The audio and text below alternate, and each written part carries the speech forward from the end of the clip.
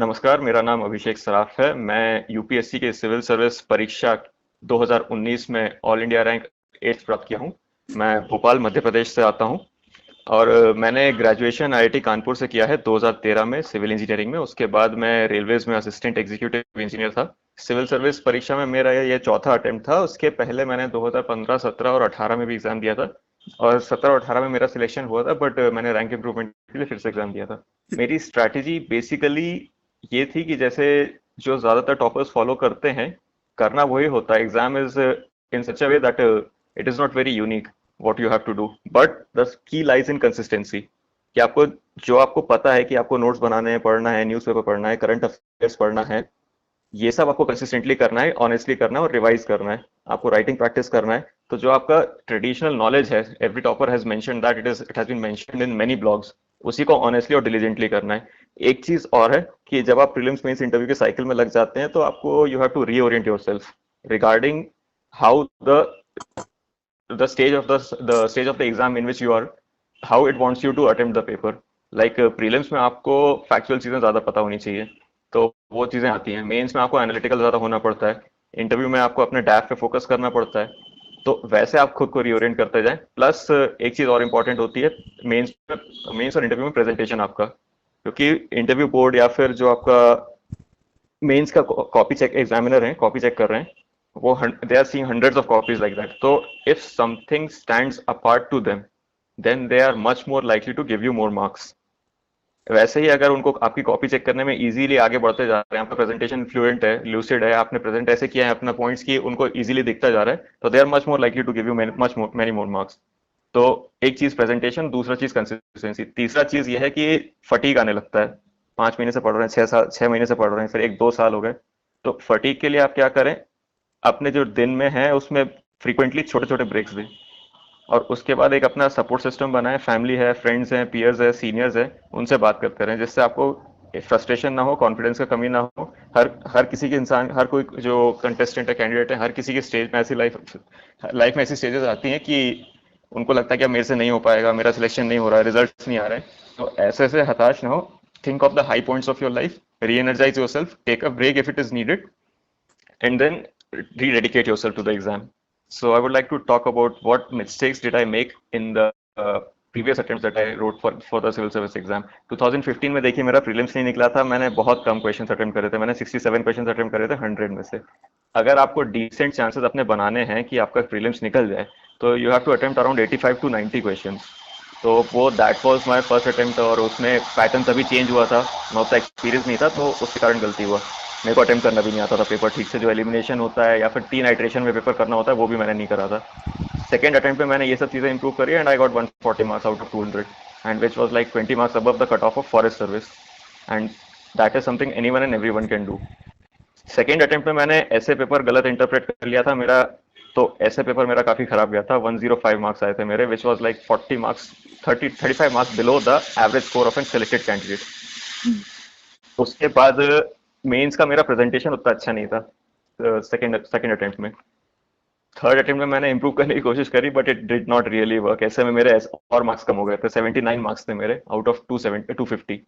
तो एंड जो वहाँ पे सिलेक्टेड कैंडिडेट्स थे उस टाइम पे, दे वर स्कोरिंग अबाउट 140, तो मेरे 60-70 मार्क्स कम थे उन लोगों से। तो मैं मेजर डिसएडवांटेज पे आ गया था इसमें।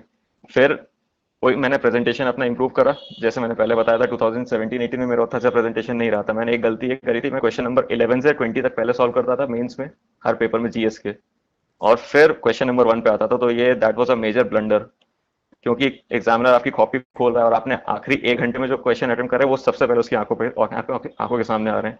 आपका प्रेजेंटेशन अच्छा नहीं है, पॉइंट्स उतने अच्छे नहीं है, राइटिंग अच्छी नहीं है, तो एग्जामिनर फ्रस्ट्रेट हो जाते हैं।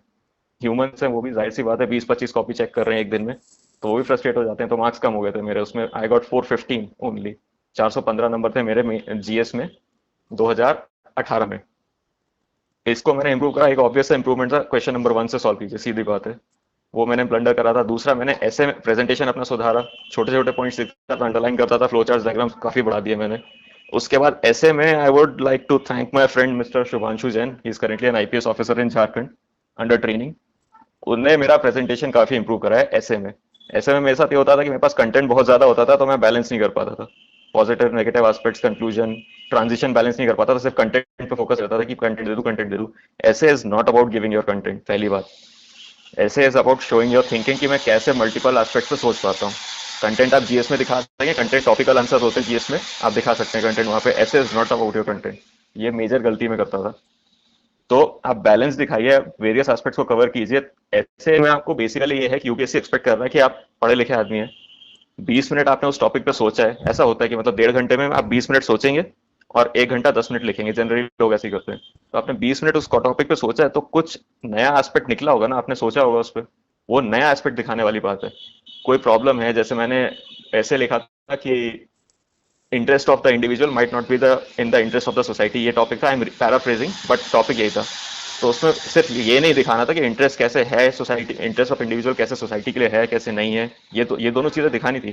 फिर क्यों कई बार ऐसा होता है, क्यों कई बार ऐसा नहीं होता है, कैसे हम इंश्योर करें कि ऐसा हो जाए कि सोसाइटी का इंटरेस्ट और इंडिविजुअल का इंटरेस्ट अलाइन हो जाए, ये सब चीजें मैंने कवर करी थी, जिससे ऐसे एक कंप्लीट होलिस्टिक लगता है पढ़ने में। तो ऐसे इज नॉट अबाउट कंटेंट, ऐसे इज अबाउट पर्सपेक्टिव। तो ये बड़ी गलती मैंने 2017-18 में करी थी, जो मैंने सही करी है 19 में। और मैंने प्रेजेंटेशन का बता ही दिया कि मैंने क्वेश्चन नंबर 1 से अटेम्प्ट किया था, फ्लोचार्ट डायग्राम ज्यादा यूज करे थे जीएस में। तो I think that might have help improve my score. देखिए ऐसा है कि UPSC has made enough effort to ensure that coachings ka material and the dominance of coachings recedes, and it has been happening. Furthermore, the internet, the various websites like Insights on India, Civils Daily, IS Baba, etc., they have ensured the democratization of the content. आप घर बैठ के, अब वैसे भी अब गांव-गांव में इंटरनेट आने लगा है, आप घर बैठ के भी ये सब कंटेंट एक्सेस कर सकते हैं। कोचिंग का मटेरियल आप दिल्ली जाइए, 2 महीने में एक बार लेके आ जाइए। कोचिंग में क्लास में बैठना बिल्कुल भी जरूरी नहीं है। मैंने किसी किसी कोचिंग में किसी क्लास में नहीं बैठा था जीएस के लिए। मैंने कोचिंग से मदद सिर्फ मॉक इंटरव्यू के लिए ली है। मैं कोचिंग गया था 2017 में, मेरे ऐसे मार्क्स कम थे, मैंने बताया था 105 मार्क्स थे। तो आई वाज डेस्परेट कि मार्क्स इंप्रूव करना ही है। अगर उसमें मैं 30-35 मार्क्स बढ़ा लेता, I was easily IAS even in that attempt. तो मैं रामास्वामी क्लासेस गया था, but that did not help at all. मेरे मार्क्स और कम हो गए थे उसके बाद। तो I decided not to go for any coaching. सिर्फ मॉक इंटरव्यू के लिए कोचिंग गया था, मैंने मटेरियल्स यूज किया था, बट नेट पे जो मटेरियल अवेलेबल है, नहीं तो एक बार दिल्ली राउंड मार लीजिए, हर किसी का कोई ना कोई दोस्त रिलेटिव होता ही है। प्लस आपको सब पता चलता रहता है, टॉपर्स के ब्लॉग्स होते हैं, उस पर एग्जैक्टली लिखा होता है कि इस कोचिंग का क्या मटेरियल लेना है, वो मटेरियल लेके आ जाइए, and that's more than enough. किसी क्लासरूम में कहीं बैठने की, दिल्ली में रहने की कोई जरूरत नहीं है। इंटरव्यू फेज में मैं दिल्ली जाता था, प्रीलिम्स मेंस में घर से देता था। इंटरव्यू फेज में भी अब जैसे कोविड हो गया है, तो उसके बाद सब लोग अपने लॉकडाउन में ही थे, तो दिल्ली में क्यों जाता था? डिस्कशन के लिए, क्योंकि पीयर ग्रुप रहेगा, 4 लोग बैठ के डिस्कस करते हैं, ओपिनियंस बनते हैं, और फिर आंसर्स बन जाते हैं किसी क्रिटिक कंट्रोवर्शियल इशू पे। अब वो डिस्कशन आप नेट पे कर सकते हैं। Humans have adapted. ज्यादातर मीटिंग्स अब जूम पे हो रही हैं या किसी भी ऐसे एग्रीगेटर प्लेटफॉर्म पे हो रही हैं, तो वो डिस्कशन भी आप पीयर ग्रुप के साथ अपने अलग अलग 4 अलग अलग शहरों में बैठे हुए लोगों के साथ भी कर सकते हैं। तो दिल्ली जाना मेरे ओपिनियन में it is absolutely not necessary. देखिए रिसोर्सेज का मैंने पहले ही बताया था, कोई बहुत ज्यादा क्रिटिकल या डिफरेंट रिसोर्स नहीं होता है। जो ब्लॉग पे लिखा हुआ है, जो हंड्रेड्स ऑफ वेबसाइट्स पे लिखा हुआ है, बेसिकली वही फॉलो करना होता है। की इज इन कंसिस्टेंसी, की इज इन डिलीजेंस। आप कंसिस्टेंटली करंट अफेयर्स का अपने नोट्स बनाइए, उनको रिवाइज कीजिए। ऐसा नहीं होगा कि एक महीने अखबार पढ़ लिया फिर अगले महीने अखबार देखा ही नहीं, ऐसे नहीं चलेगा। तो रिसोर्सेज बेसिकली वही है। अगर आप चाहें तो मैं जीएस 1 2 3 4 सारे लिस्ट कर सकता हूँ, but you will not find any single resource different from what already has been mentioned by various toppers time and again. With all due respect to everyone who has cleared this exam by relying on summaries, लोग all India rank 1 भी लेके आए। Ira single ma'am है, 2014 में she cleared rank 1। फिर अनु कुमारी ma'am है, उनने एक सब्सिक्वेंट एग्जाम में काफी हायर सिंगल डिजिट रैंक लाई थी। उनने बोला कि हम एक महीने में एक बार समरीज पढ़ लेते थे, बट ये I think it will depend on the individual. मेरे साथ ऐसा होता है कि मैं जितना धीरे धीरे पढ़ता हूँ उतना लंबा रिटेंशन रहता है। तो मैं तो न्यूज़पेपर अपना रोज पढ़ता था, अपने नोट्स खुद बनाता था, मैं समरीज पे रिलाई नहीं करता था। बट ये है कि insights on India current affairs का जो डेली समरी देता है, न्यूज़पेपर की डेली करंट अफेयर्स देता है, वो क्या होता है, जो न्यूज़पेपर में आर्टिकल है उसके नोट्स बना के डेली अपने वेबसाइट पे डाल देते हैं। वो डेली में पढ़ता था, सिविल्स डेली का मैं डेली पढ़ता था ऐसी समरी। और फिर जो उनके क्विजेज होते हैं वो करता था मैं डेली। तो ऐसा नहीं है कि मैंने किसी कोचिंग या किसी मटेरियल पे रिलाई नहीं किया है, बट मैं इस चीज में विश्वास नहीं रखता कि आप महीने के अंत में एक बार समरी पढ़ डालें। एथिक्स की स्ट्रैटेजी देखिए मैम, ऐसा एथिक्स काफी एप्लीकेशन ओरिएंटेड है। तो एक बार कोई भी बुक उठा लीजिए, it does not matter at all.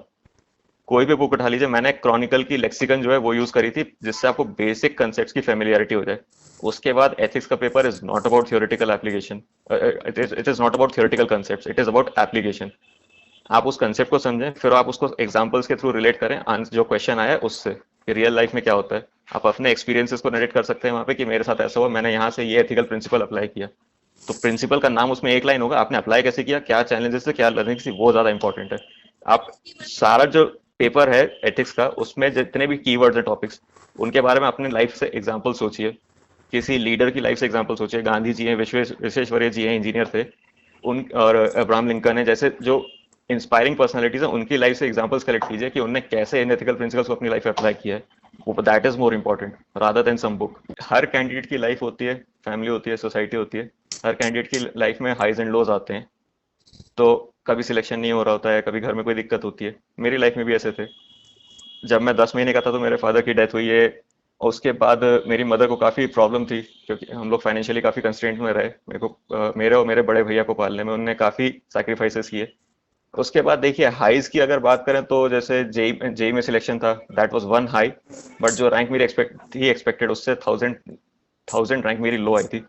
तो वो मेरे लिए पर्सनली काफ़ी डिसअपॉइंटिंग था। ठीक है, उसके बाद कॉलेज में रिसर्च करने के लिए मेरे को अपॉर्चुनिटीज मिली। आईआईटीज में बहुत अच्छी अपॉर्चुनिटीज मिलती हैं स्टूडेंट्स को।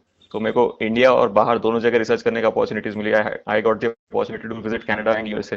That was one of the highest points of my life कि मैं I am being paid to do research over there by their governments. That was one high point. फिर मैंने इंजीनियरिंग सर्विसेज एग्जाम लिखा। I joined Indian Railways. I got all India rank 6 in 2013 exam. तो that was another high point of my life. But देखिए लो point भी consistently बीच में आते रहे। जैसे I participated in the earthquake resistant design challenge of IIT Kanpur in my first year.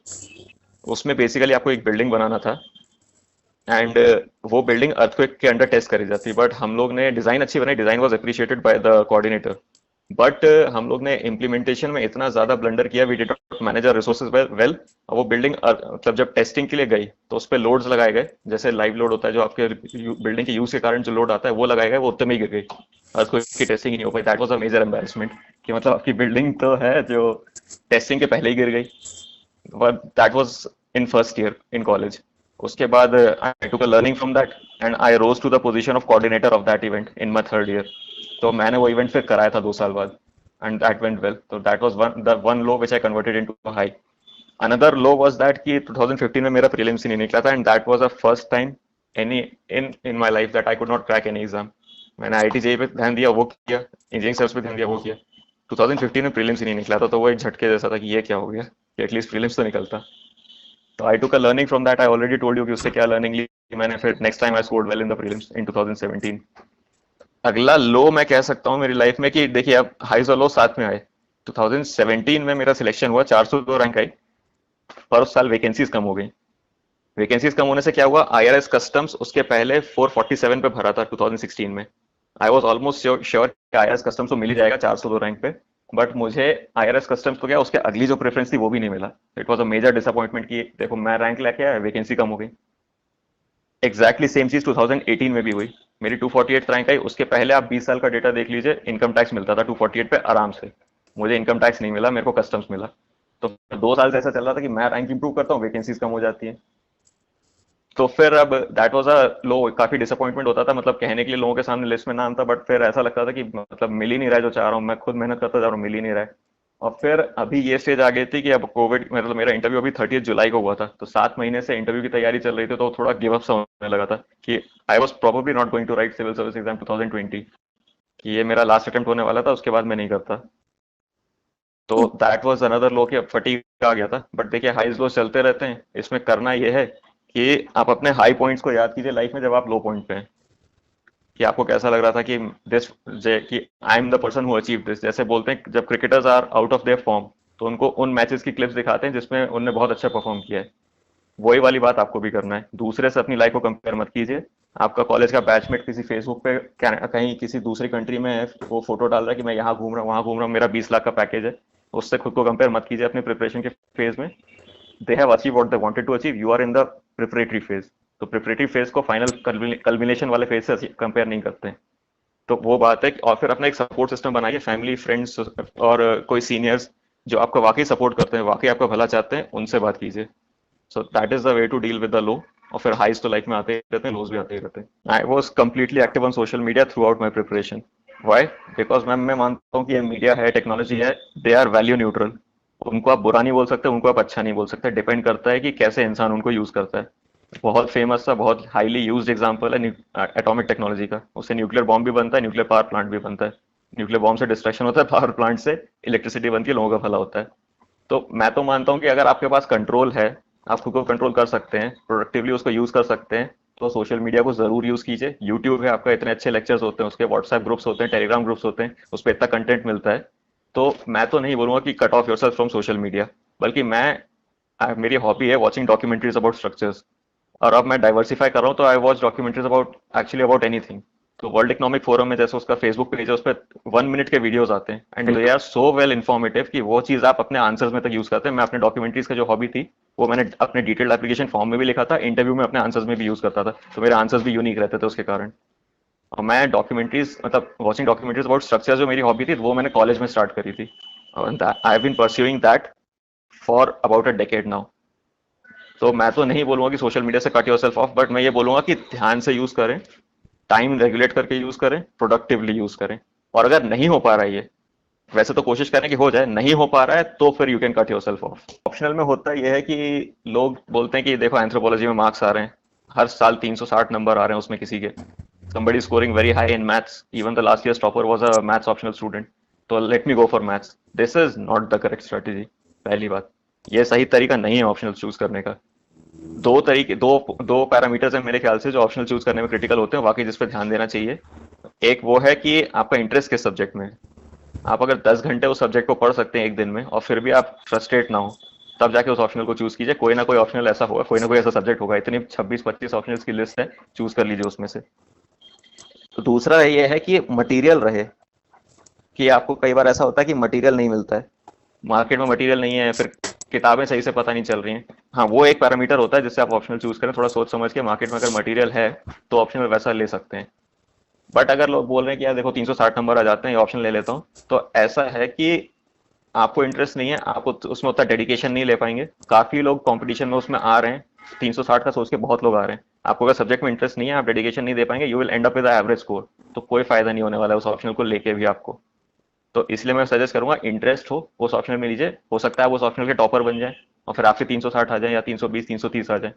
तो मैं तो इंटरेस्ट के लिए सजेस्ट करूंगा। मेरा ऑप्शनल सिविल इंजीनियरिंग था, मेरे को कॉलेज में बहुत ज्यादा इंटरेस्ट था सिविल इंजीनियरिंग में। मैंने एकेडमिक्स के अलावा रिसर्च करे, प्रोजेक्ट्स करे इंडिया और बाहर, इवेंट्स भी ऑर्गेनाइज कराए, डॉक्यूमेंट्रीज भी देखता था मैं सिविल इंजीनियरिंग के लिए। तो मेरा बहुत ज्यादा इंटरेस्ट था, प्लस मेरी फर्स्ट जॉब भी सिविल इंजीनियरिंग में ही थी। मैं इंडियन इंजीनियरिंग सर्विस एग्जाम, जिसको आजकल इंजीनियरिंग सर्विस एग्जाम कहते हैं, 2013 में सिलेक्ट हुआ था। तो मैंने वही, मेरे को इंटरेस्ट उसी में था, मैंने वही कंटिन्यू करा था। देखिए, मैं बोल रहा हूँ कि एग्जाम, सिविल सर्विस वाले बोलते हैं कि it is an exam of knowledge, but it is as much an exam of your personality. How? It is an exam of your patience, it is an exam of your perseverance, it is an exam of your mental stability and consistency. लोग बोलते हैं कि यार देखो, आप तो topper बन गए, आप तो बोल सकते हो, आपको तो खुद नहीं पता था आपका सिलेक्शन होने वाला है या आईएएस बनने वाला हो। मैं बोल रहा हूँ वो बात सही है, लक मैटर करता है, but the harder you work the luckier you get. सीधी सीधी बात है। इस साल नहीं होगा, अगले साल होगा। हमारे फॉर्मर प्रेसिडेंट थे अब्दुल कलाम जी, उनने बोला था कि फेल क्या होता है, first attempt in learning, and क्या होता है, effort never dies. These things are absolutely critical and they apply in totality to civil service exam. और अगर अभी प्रीलिम्स आ रहा है, उसके लिए I would like to wish all the best to all the candidates. But मैं ये बोलूंगा कि अब जैसा आपसे हो पा रहा है वैसा कीजिए, घबराइए मत। प्रीलिम्स की तैयारी मेरे ख्याल से तो वैसे साल भर की होती है, बट अब जैसा पैंडेमिक चला है, प्रॉब्लम्स रही हैं, तो give it your best effort. नहीं होगा तो अगले साल भी कर सकते हैं। Thank you so much.